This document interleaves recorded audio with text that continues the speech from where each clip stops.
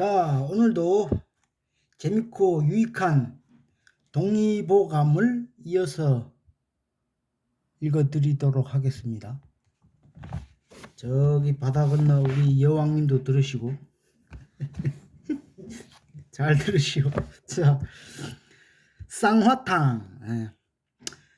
저번에 이어서 피로하고 으스스할 때 마시는 약. 쌍화탕이 이게 좋은 거거든요. 나도 이게 계절이 한 번씩 바뀔 때마다 쌍화탕을 나도 꼭 한두 병씩 꼭 사 먹어요. 그러면 감기 걸려도 좀 덜 아프고 그런 느낌이 있어갖고.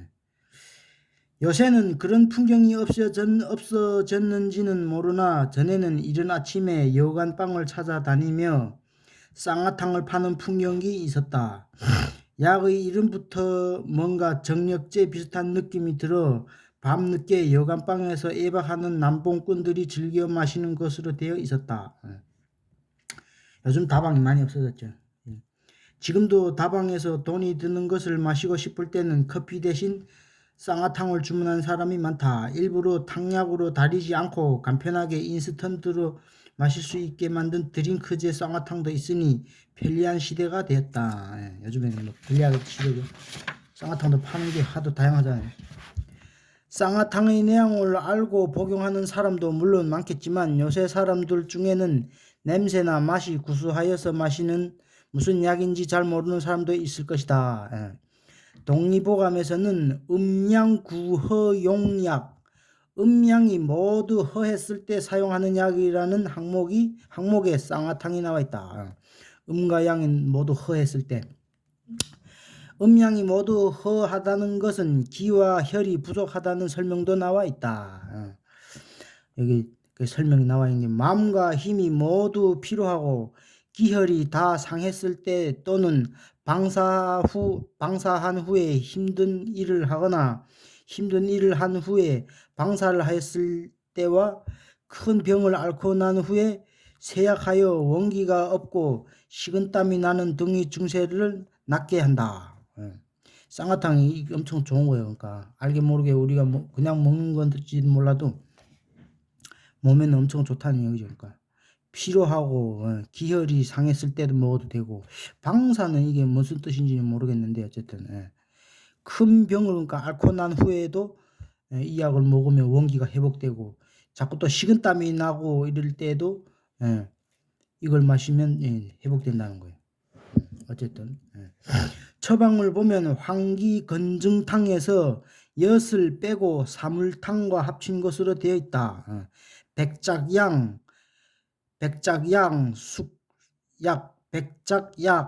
숙지황, 황기, 당귀, 청궁, 계피, 감초 등이 배합되어 있으며 새앙과 대추를 넣고 다리도록 되어 있다. 남자건 여자건 과다한 성관계로 전신이 피로하고 매사에 의욕이 없고 식욕마저 심통치 않을 때 복용하면 좋다니 약치고는 로맨틱한 약이라고 아니할 수 없다. 이거 기력 회복에 그렇게 좋다는 거니까. 과연 액면 그대로의 효능이 있는지는 실제로 애용해본 경험이 있는 분들이 더 잘 알 텐데 하여튼 요새는 피로하고 으스스할 때 마시는 약차라고 되어 있다. 피로하고 좀 기운이 없고 할 때면 쌍화탕을 마셔보라는 얘기예요. 그러니까. 쌍화탕이 이렇게 몸에 좋다는 거니까 이게 지금 백작약, 뭐 숙지황, 황기, 당기, 청궁, 계피, 감초 뭐 이런 엄청나 이게 옛날 그 약초들을 이렇게 배합해 갖고 이렇게 만들어 나온단 말이에요. 이게 병에도 보면 이런 게 써 있거든. 대추 뭐 어쨌든 좋은 약이라고 쌍화탕. 삼불치, 몸과 마음을 삼가지 않는 사람은 병을 고칠 수 없다. 몸과 마음을 다스리지 못하는 사람은 병을 고칠 수가 없다는 거예요. 병은 생기지 말아야지. 일단 병이 생기면 아무리 가벼운 병처럼 보일지라도 몸과 마음을 삼가고 정성을 들여서 치료하도록 하여야 한다. 빙산의 일각이라는 말이 있듯이 표면에 나타난 빙산은 적게 보일지 몰라도 물속에 잠겨있는 본체는 아주 크다는 뜻이다. 우리 인체는 언제나 일정한 상태를 유지하려는 항상성의 기능이 있지만 견디고 견디다 드디어 항상성이 깨지면 병이 발생하게 된다. 그러니까 우리 몸에는 어느 정도 일정한 그 면역 상태가 있다는 거예요. 근데 그것이 견디다 못하면 깨지면 결국 병이 난다는 거예요. 그러니까. 병이 나타난 것은 바로 지금이지만 그동안 항상성을 유지하려고 체내에서 쌓아온 오랜 사연이 내포되어 있는 것이다. 그동안 그 안 좋은 습관 때문에 우리 몸이 고생을 많이 했다는 거예요. 근데 그 고생하다 지치면 나중에는 진짜 병이 터진다는 거예요. 병을 고치는데 환자의 태도, 여하에 따라서는 도저히 병을 고칠 수 없는 세 가지 조건이 있다. 옛날 안대의 명의였던 창공이 가라사대 병이면서도 약 먹기를 싫어하면 죽을 것이요. 무당을 믿고 의사를 믿지 않으면 죽을 것이요. 몸을 함부로 하고 생명을 박대하며 근신하지 못하면 죽을 것이로다. 옛날에 안대의 명의였던 창공이라는 사람이 가라시대 병이면서도 약 먹기를 싫어하면 죽을 것이고 무당을 믿고 의사 말을 믿지 않으면 죽을 것이고 몸을 함부로 하고 생명을 박대하며 근신하지 못하면 죽을 것이로다. 옛날 명의들이 이렇게 얘기한 거예요. 이와 같이 병을 고치지 못하고 죽는 세 가지 조건을 삼불치라고 하였다. 오늘날은 약이 발달되어 표결액도 화학요법제를 적당하게 사용하기만 하면 쉽사리 근치시킬 수 있는데도 결핵으로 불행하게 되는 사람이 많은 것은 그와 같은 특효약 대신 살모사탕이나 보신탕이니 또는 근거 없는 민간요법으로 고치려고 하기 때문이다. 약이 있는데도 쓸데없는 짓을 해갖고 더 못 고친다는 거예요. 오늘날과 같은 과학시대에도 아직도 미신의 생명을 의지하고 있는 사람들이 있는 것은 한심한 노릇이다. 병을 치료한다는 것은 치료를 실시하는 사람과 치료를 받는 사람 사이 믿음의 교류로 이룩된다. 웬만한 의사도 좀 믿으라는 얘기예요. 그러니까 약이라는 물질과 어울러 약을 지어준 사람이 정성을 같이 복용함으로써 병이 낫게 마련이다. 또한 몸과 마음을 삼가지 않는 환자도 병을 고칠 수 없다. 유암, 근심하고 노여워하면 암이 생긴다. 요새 여성들이 가장 무서워하는 것이 유방암이다. 유방에 멍이 생긴 것을 대수롭지 않게 생각하여 방치하여 두면 생명을 잃게 된다. 그러나 암 중에서 유방암은 제일 완치하기 쉬워 조기에 발견하여 수술만 하면 걱정이 없다. 현대의학에서 사용하는 것과 같은 뜻으로 암자를 중국에서는 처음 사용한 것은 송나라 때의 의서인 직지방이 시초이다. 하여튼 예나 지금이나 암은 고치기 힘든 병으로 되어 있으며 여성의 유방암은 근심하고 노여워하는 마음 때문에 생긴다는 말을 동의부각하면서 읽을 수 있다. 여성의 유방암은 근심하고 자꾸 노여워하는 마음에서 생긴다는 말이 있다는 거예요. 옛날에. 쓸데없는 근심하고 자꾸 노여움을 타면 유방암이 걸린다는 거예요. 근심하고 노여워하면 암이 생긴다. 그러니까 유방암뿐이 아니죠. 그러니까 모든 암이 그러니까 이 마음에서 달린 거예요. 그러니까 속마음에 달릴 거예요. 여자가 근심하고 노여움에 속이 상하기를 오래 쌓이면 유방에 먹물이 생겨서 아프지도 않고 가렵지도 않은 채 5년 7년 지나면 종기 겉이 자흑색이 되고 속에서부터 썩어 허물어지기 시작하는데 이렇게 되는 증상을 유암이라고 한다. 여자가 근심하고 노여워하면 속이 상한다는 거예요. 그게 이제 오래 쌓이게 되면 이제 유방암을 일으킨다는 거예요. 그때그때 속상한 일이 있어도 또 그때그때 털어버리는 것도 현명한 일이거든. 그걸 자꾸 쌓아두고 이렇게 5년 7년째 오래 지나면 쌓이면 이게 몸이 상한다는 거예요. 그러니까 이 근심하고 이게 노염이라는 그것도 너무 오래 몸에 쌓여두면 그때그때 털어버려야지 계속 꿍 해갖고 이게 쌓여있으면 이렇게 암이 생긴다는 얘기예요.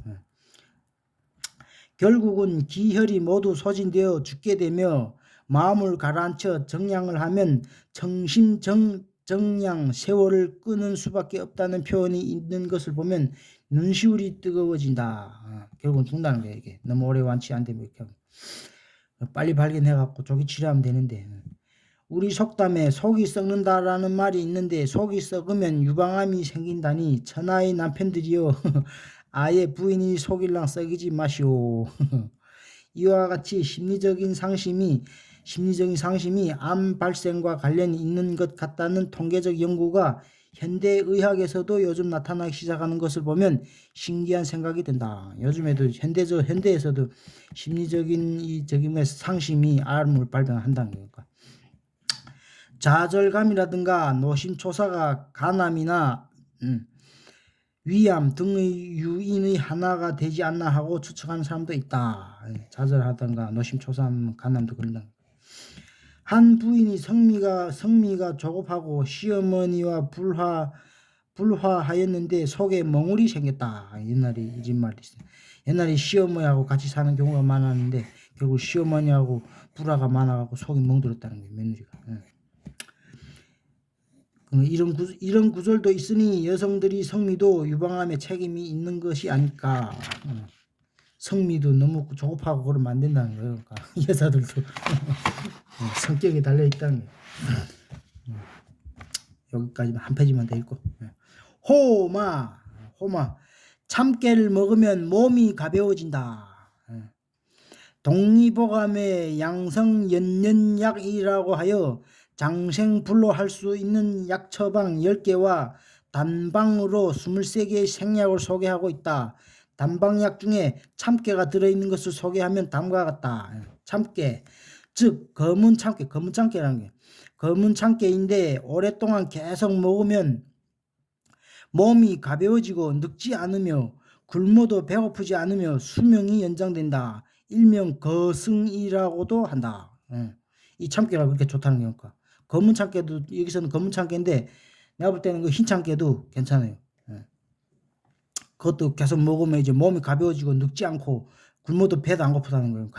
참깨를 이게 오랫동안 계속 먹으면 꾸준하게 조금씩 먹으면 좋다는 얘기니까 참깨가. 일단 몸이 가벼워진다는 거예요. 이게 참깨가. 건강하다는 표현을 그러니까 경신이라는 게 몸이 가볍다는 뜻이에요. 건강하다는 건 몸이 가볍다는 뜻이라는 거예요. 그러니까 한 것은 생각할수록 묘미가 있다. 건강하다는 표현을 몸이 가볍다이라고 한 것을 생각할수록 묘미가 있다. 사람이 과로하거나 병이 생기려고 할 때는 왜 그렇게도 몸이 무거운지 팔다리를 꼼짝하기가 싫어진다. 반대로 몸이 컨디션이 좋을 때는 몸이 날듯이 홀가분하게 느껴지는 것이다. 참깨는 예부터 불로장수, 장강, 강정의 약효가 있다고 평가되어 왔다. 참깨는 약 50g의 지질과 20g의 단백질이 들어있으며 지질은 주로 리놀산이라는 불포화 지방산으로 되어 있어 동맥경화증의 예방과 치료에 절대적인 효과가 있을 뿐만 아니라 단백질에는 간강작용이 있는 메치오닌 등의 필수 아미노산이 다량 들어있어 이상적인 종합 영양제로서의 조건을 구비하고 있다. 이렇게 좋다는 거예요. 참깨의 50%가 단백질이라는 리놀레산이라는 게 있고, 그리고 80%의 지질, 그러니까 20%의 단백질이 있다는 거니까. 리놀레산이 있고 동맥경화에도 있고 메치오닌 등 필수 아미노산이 많이 섞여져 있다는 거예요. 참깨 안에. 그러니까 참깨를 먹는 방법 중에 하나를 소개하면 검은 깨를 물에 씻어 찜통에서 증기를 쬐서 말린 것을 절구에 빻아서 가루로 만든 다음 꿀을 섞어 약과처럼 빚어 두었다가 하루에 약과 크기만큼 먹으면 된다. 계속하면 영양은 말할 나위도 없고 변비가 없어지고 피부가 윤택하게 된다. 오래된 동맥경화증도 저절로 낫게 되며 따라서 고혈압도 없어진다. 이런 고사까지 곁들이고 있음을 읽을 수 있다. 노나라에 여자가 있었는데, 옛날 얘기니까 노나라에 여자가 있었는데 참깨를 날로 먹고 백출이라는 약초를 밥 대신 먹으며 절곡을 하였더니 80여 년 동안 심히 젊어지고 원기왕성하게 되어 하루에 300리를 거뜬하게 걸을 수 있었다. 그렇게 이 참깨를 오래 복용하면 그렇게 좋다는 거예요. 이거를 참깨를 복용하는 방법이 참깨를 검은 참깨를 물에 씻어갖고 찜통에서 증기에다 쪄낸 다음에 말려갖고 절구에 빻아갖고 가루를 만들어갖고 꿀을 섞는다는 거예요. 꿀을 섞어갖고 이렇게 약과처럼 빚어두는 거지. 그러니까 청심환처럼 이렇게 동글동글하게 빚어두었다가 하루에 조금씩 이렇게 계속 먹으면 그렇게 좋다는 거니까 변비도 없어지고. 예. 아무튼 오늘은 여기까지. 우리 저기 바다 건너 여왕님이 잘 들었길 바라면서 오늘 여기까지 하겠습니다.